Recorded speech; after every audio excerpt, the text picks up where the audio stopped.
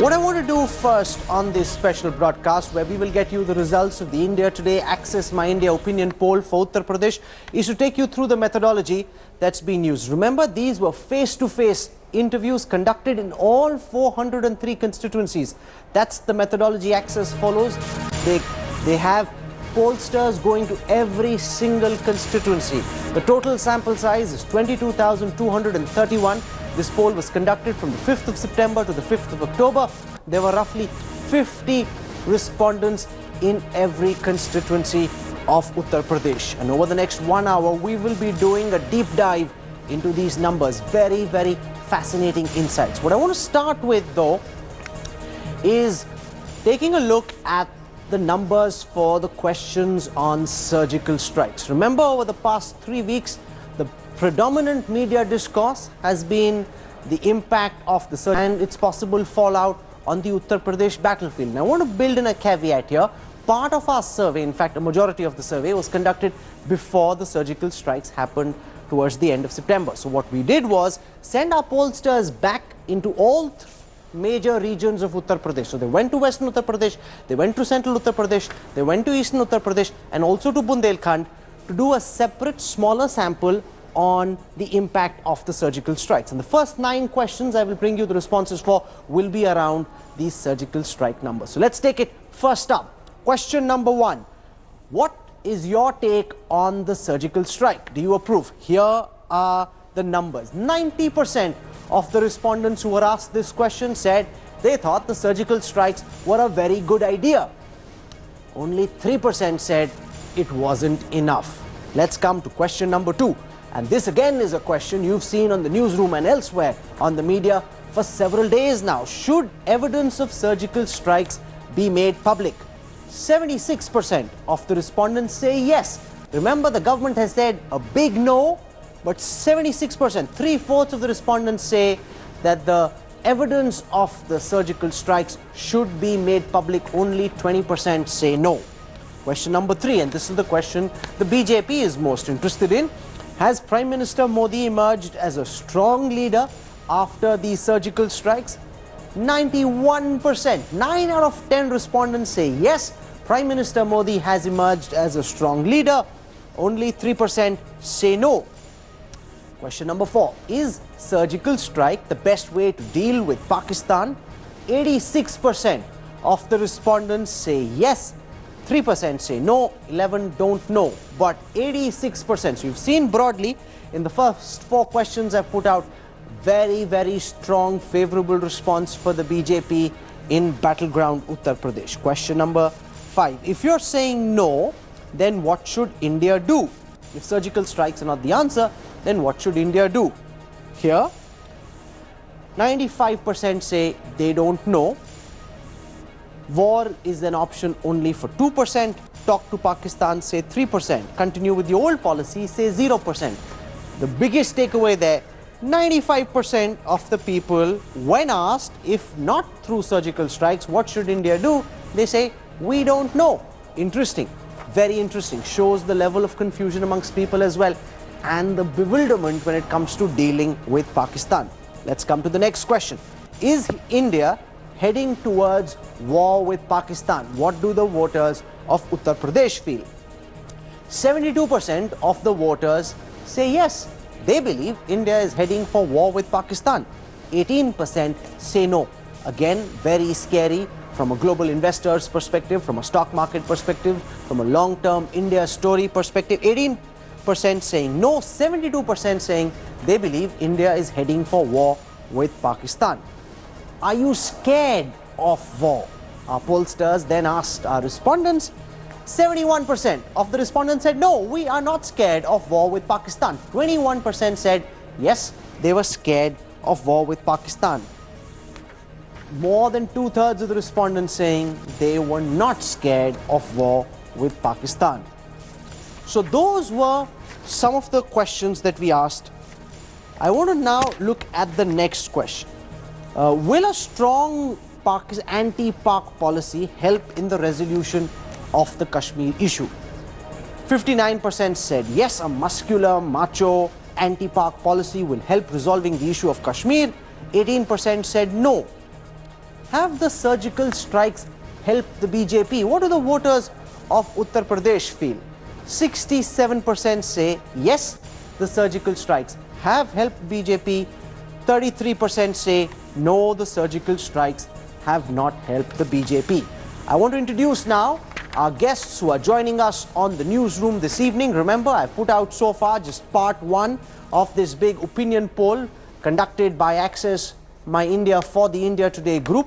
Joining me on this broadcast now, I want to begin by introducing one of Uttar Pradesh's foremost political commentators, Sharat Pradhan. Also with me on this broadcast is Rajdeep Sardesai. GVL Narasimha Rao is joining us as well. So welcome to all my guests. I want to go across first to Sharat Pradhan. Mr. Pradhan, the first 9 questions we've put out on the surgical strike seem to indicate very strong numbers for the BJP, a very strong approval rating for what the government has done. Now, there are 2 ways of looking at it. The pollsters went out into the field immediately after the surgical strike, so naturally there is a certain sense of euphoria. The second part is polls are still several months away, so some of the euphoria could die down. Your sense on the impact the surgical strikes could have in battlefield Uttar Pradesh? Sharat Pradhan. Well, there's no doubt that the surgical strikes did arouse a kind of nationalist sentiment among a lot of people, and there's every reason for them to gravitate towards the BJP, because all this while they were led to believe that they had started believing that Modi has not been able to do what they were expected of him.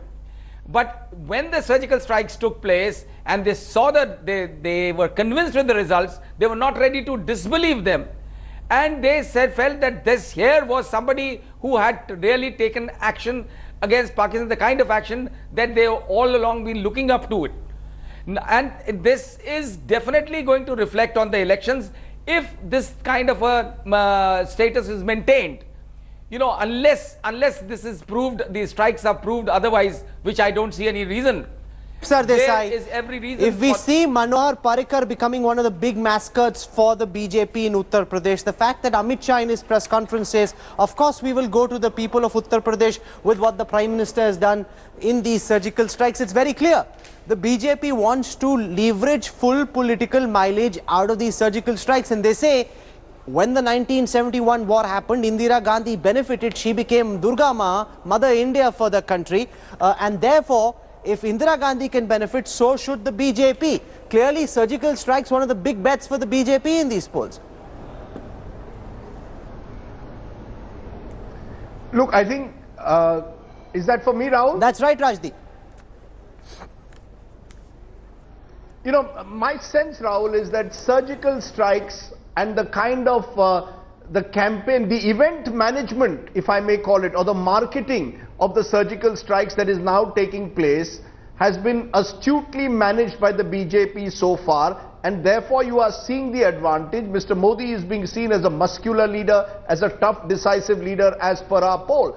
The question, of course, is can you sustain it till election day? Remember, elections are still about 100 days away. Can the BJP sustain this kind of momentum around the fact that we are a tough, muscular, leadership vis-a-vis Pakistan? There are real bread and butter issues that also confront the people of UP.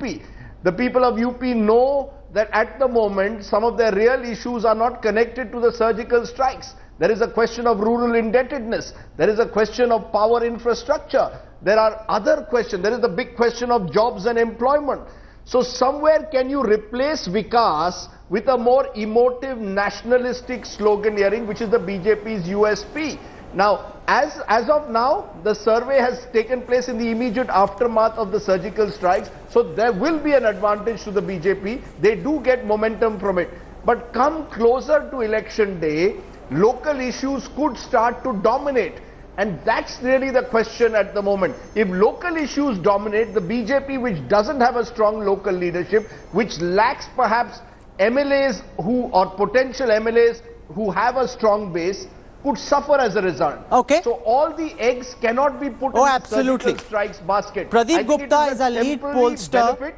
Whether it can last till February is the big question. Pradeep Gupta is our lead pollster from Axis My India. He's joining us on this broadcast from Mumbai. Pradeep, I want you to explain to our viewers how much of a difference there is in the numbers for all parties pre the surgical strike and post. Because remember, a part of your survey was done before the surgical strikes. In fact, a majority, a part of it was done later. If you compare the two set of numbers, how does it look for the BJP and for the other parties? How much of a difference have the strikes made?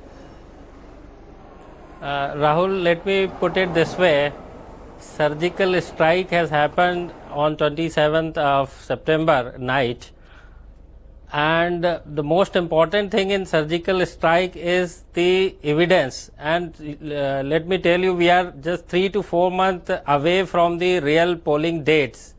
So I don't know how long it is going to last. But as of now, the political discourse is definitely changed and is very positive in favor of BJP. But the question is whether this is going to last long for 3 to 4 months. And particularly when people has not seen anything as evidence or something like that.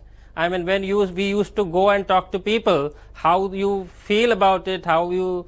JVL Narasimha Rao, while all our guests are saying, yes, there is a certain bump which this poll shows as a consequence of the surgical strikes, what should concern any person looking at the India story from a longer term prism is that 72% of the respondents now fear India is heading towards war. Now that is a very scary number. More than 2/3 of the respondents think we are going to have a war on our hands. Is that the kind of message the BJP also wants to send out, GVL?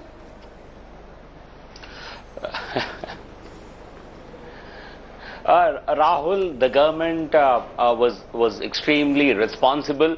The very first statement of surgical strikes made by the DGMO clearly stated that we had taken a limited, these were limited strikes on a limited area and no other further operations have been planned. So I think the government was extremely responsible, but possibly at the level of public there was some kind of an expectation thanks to coverage in the media and the kind of wall-to-wall coverage it received for 24/7. Possibly that was the kind of a narrative that people had believed. But now if you were to do a poll today, and I can assure you the numbers would exactly reverse. Or hardly 10-20% would consider the prospect of a war on the horizon. But what is important is bulk of your opinion poll was carried out before surgical strikes happened. The resurgence of the BJP is not because of the surgical strikes. We have been in the leadership role in Uttar Pradesh even before this happened. Okay. There were some other opinion polls which were conducted a month or 2 months ago,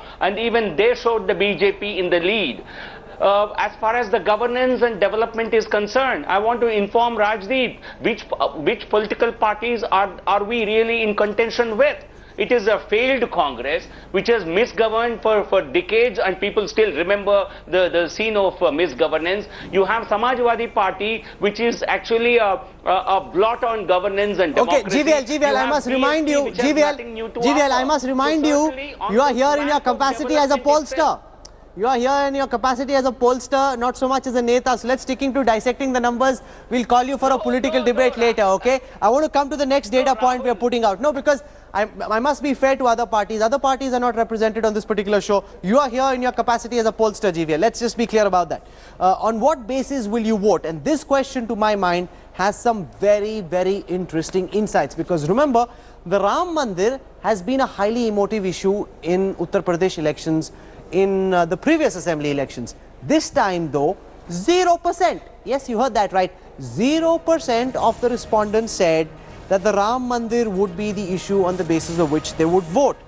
What's also very interesting, while of course the maximum number of people say that the performance of the state government is most important to them, that's at 32%. Look just one step below that is the performance of the central government at 31%. Much ahead of caste, much ahead of CM candidate, much ahead of the performance of the MLA or what my community is saying, which essentially means, Rajdeep, that this poll is seen by at least 1/3 of the overall respondents in this poll as a referendum on the work also by Modi Sarkar, which means that Prime Minister Modi is also being judged in this assembly election, even though the poll is more about Uttar Pradesh, but in some senses he's turned it into a referendum on his own performance as well, for at least 1/3 of the respondents, Rajdeep. at least that, interestingly, that's what the poll seems to suggest. Remember, of course, that 2014, Narendra Modi and the BJP scored a famous big victory in Uttar Pradesh on the promise of Achhe Din. And what was Achhe Din about? It was about restoring electricity supply 24/7 in Uttar Pradesh. It was, in a sense, about providing people jobs. It was reducing agrarian distress. Now, those are all still real issues. Will people blame Mr. Modi now, who's at the center, for if those issues have not yet been addressed?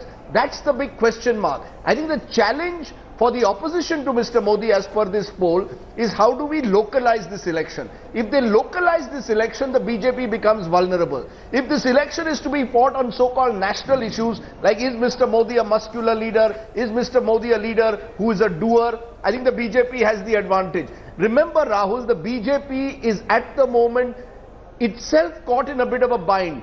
Do they project someone as a local leader, as their chief ministerial candidate to take on an Akhilesh Yadav or a Mayawati? Or do they put again most of their eggs in the basket of Narendra Modi, who is the most charismatic national leader according to almost every poll in this country? In fact, every poll will say that. That is the dilemma which is coming in some of these numbers. Sure. Do I say that this time also I will provide you Vikas when I am not the chief ministerial candidate? I am the prime minister. In 2014, I went for Vikas as the prime ministerial candidate. Now people will ask, how are you in comparison on law and order to a Mayawati? What will you do for agrarian distress in comparison to an Akhilesh, or provide roads in terms of the highways that Akhilesh is building? I think the BJP has that one worry. Do I make this an election on Mr. Modi's popularity, or do I allow the opposition to make it a localized election? Sharad Pradhan, for a state that's seen very emotional elections fought on the issue of the Ram Mandir, this time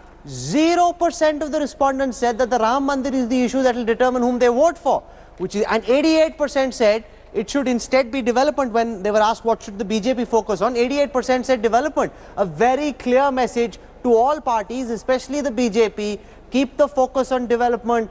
Ram Mandir may be an emotional issue, it's not an election issue. Well, it doesn't surprise me at all, because Ram Mandir had outlived its utility long back. I have seen over the years many elections when Ram Mandir was not an issue at all. It was only got hype in the media, but on ground it was never an issue. After the, let's say, the early at the turn of the century, it stopped remaining as a potential, as a vote potential.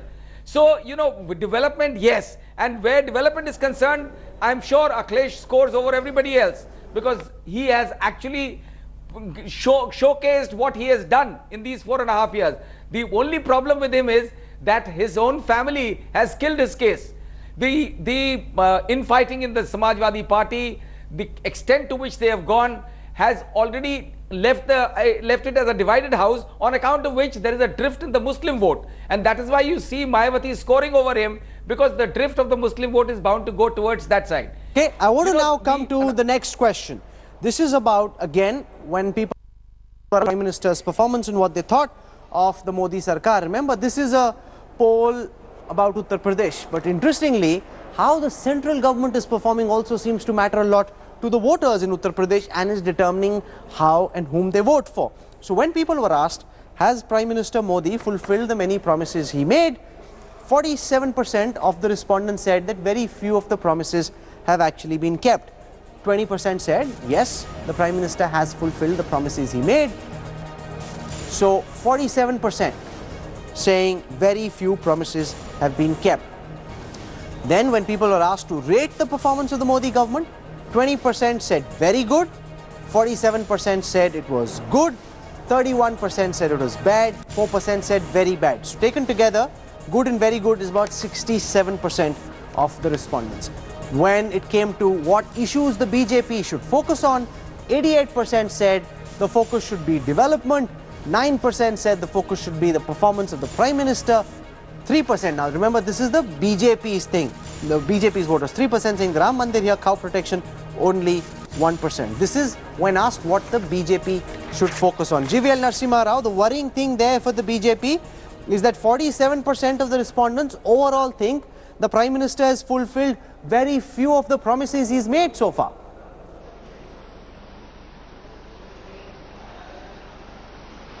No, Rahul, let me give you an answer as a pollster, and you have the one who conducted the poll on your program. It's a badly worded question. You have to have a gradation.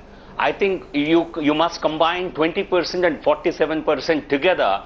20% yes, fulfilled, because nobody expects government to fulfill all its promises in the first 2 years of governance. So those who fulfilled, who say most of the promises have been fulfilled and some promises have been fulfilled, together that adds up to a very significant number. 2/3 saying promises have been fulfilled. No, the number is 31. You conduct any survey in Uttar Pradesh, I can tell you this.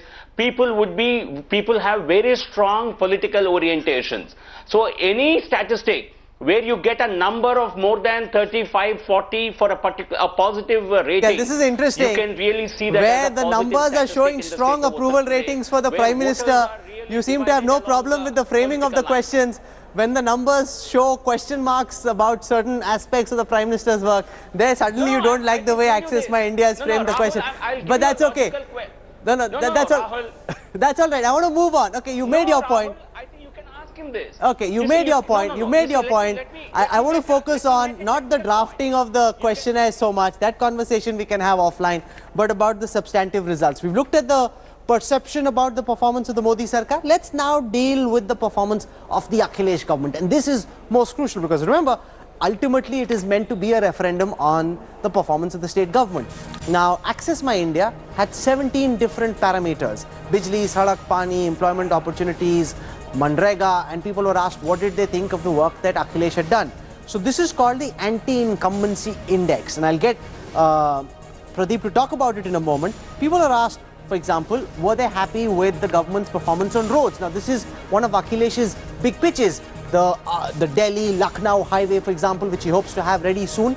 59% saying they're dissatisfied with the government's performance on roads. 41% saying they're satisfied. When it comes to electricity, 58% saying they're unhappy with the government's performance on electricity. 42% saying they're happy.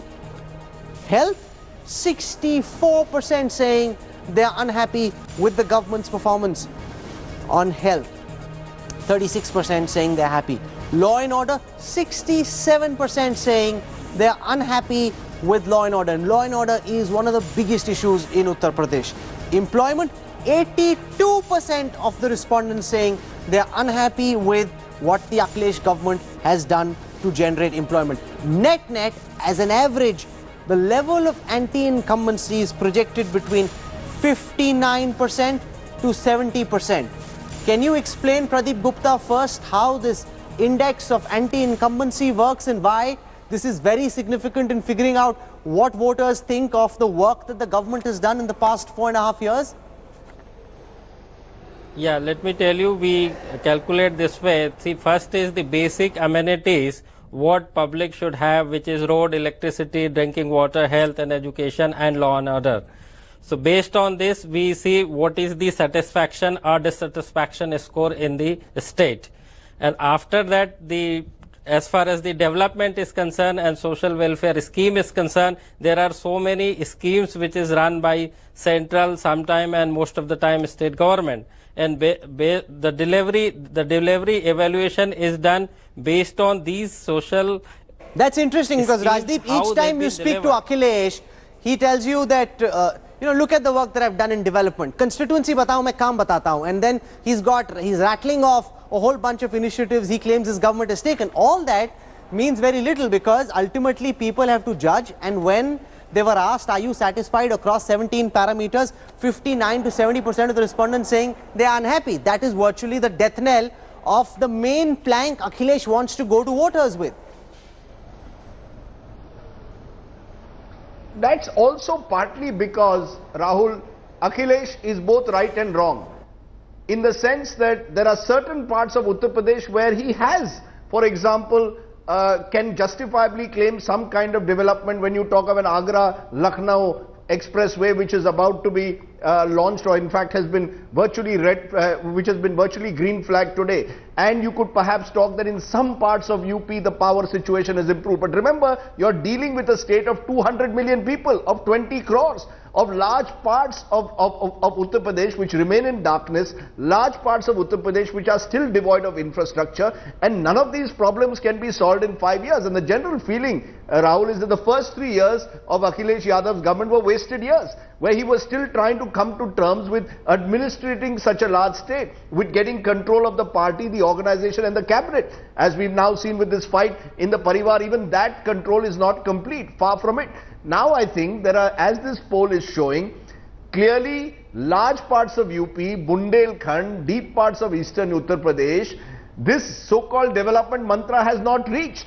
Now Akhilesh Yadav could well claim that I will do it the next term. Are the voters of UP willing to give him the next term? If 60-70% is anti-incumbency, that means clearly not. Plus, this anti-incumbency includes that critical factor of law and order. So even if I build a bridge or I see some kind of physical infrastructure, what about that critical issue of law and Sharad order? Pradhan, why is there such a mismatch between what Akhilesh thinks he's done and what the people of UP think about what his government has done? He thinks he's done so much development, roads, electricity, employment, on all of that, he's being failed by the people of Uttar Pradesh. Why is this mismatch there?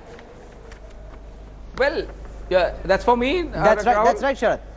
Yeah, well, you know, what Rajdeep also pointed out, I wish to, you know, the most of the works that he's showcasing as is real huge kind of development in his dream projects, as they call it, they are limited to Lucknow. For instance, the metro, which is also running at, which is also, you know, being carried out at a very speedy pace. But the point is that all these development, the major development tasks are limited to Lucknow. Now the other roads, this Agra Expressway has been completed because it is directly under him. The other roads in Lucknow on which they spend more than 9,000 crores, that is looked after by his uncle, with whom he doesn't get along. So that's the reason you have very extremely bad roads connecting different districts. So all that, whatever Akhilesh claims, is actually missing on the ground in other parts of the state. Which is why, you know, often this is being talked about here also. This argument is given out by his critics that the work, all the major development works are only limited to Lucknow, and UP Okay, is and not that's just clearly Lucknow. not good enough for the people of Uttar Pradesh. Very worrying portents here for Akhilesh Yadav. We're slipping into a break. When we come back, we will get you the big ticket numbers. Remember, today is just day one. We'll have Punjab tomorrow. We'll have Uttarakhand, Manipur, Goa the day after.